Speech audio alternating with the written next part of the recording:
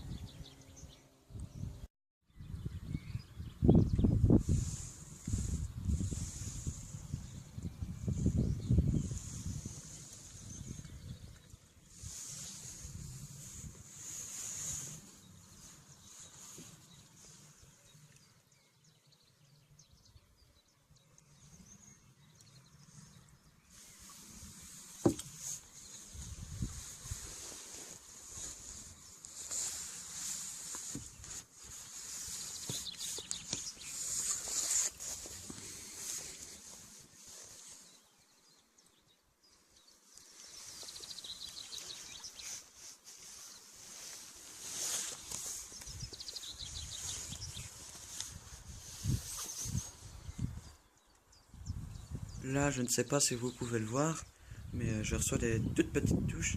Ici en Meuse il faut ferrer très vite. C'est pas comme à l'étang, le bouchon il coule et il part. Ici ça coule pas, ça descend très peu. Et il faut vraiment une fois tirer à coup sec. Bon, et parfois on les rate parce que si c'est des petits, eh ben tu les rates car ils ont une petite bouche. Mais si c'est des plus gros, eh ben ils restent accrochés.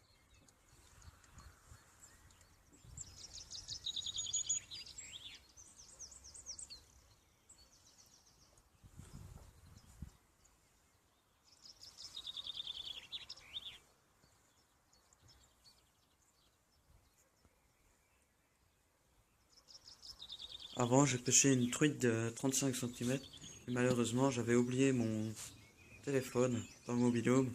C'est pour ça que je n'ai pas pu vous filmer comment je l'ai sorti. Mais bon, c'était une belle. Et je ne savais pas qu'en Meuse, il y aurait des truites, car les truites, c'est plutôt dans les rivières avec beaucoup de courant et pour qu'ils ont beaucoup d'oxygène. Et mais bon, celle que j'avais pêchée, elle était quand même, c'était déjà une costaud, là. Je peux vous le dire, ma canne, elle a vraiment plié. Et ouais.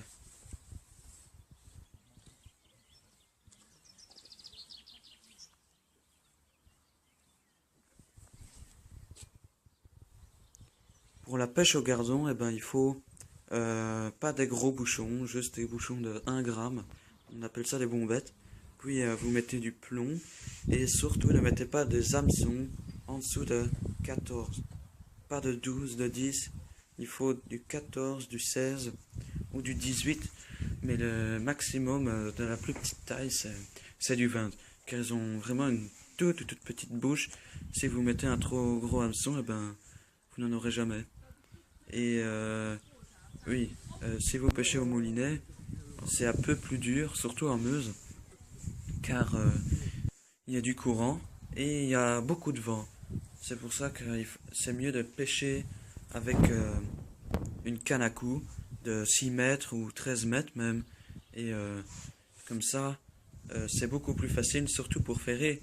Parce que quand, avec le moulinet, on laisse du mou et qu'il y a une petite touche, les touches ça dure 1 seconde, même pas, et ben on n'a pas le temps de ferrer et après on l'a loupé. Tandis qu'avec la canne à coups, on peut tout de suite ferrer et comme ça, tu as plus de chances de l'avoir que si tu pêches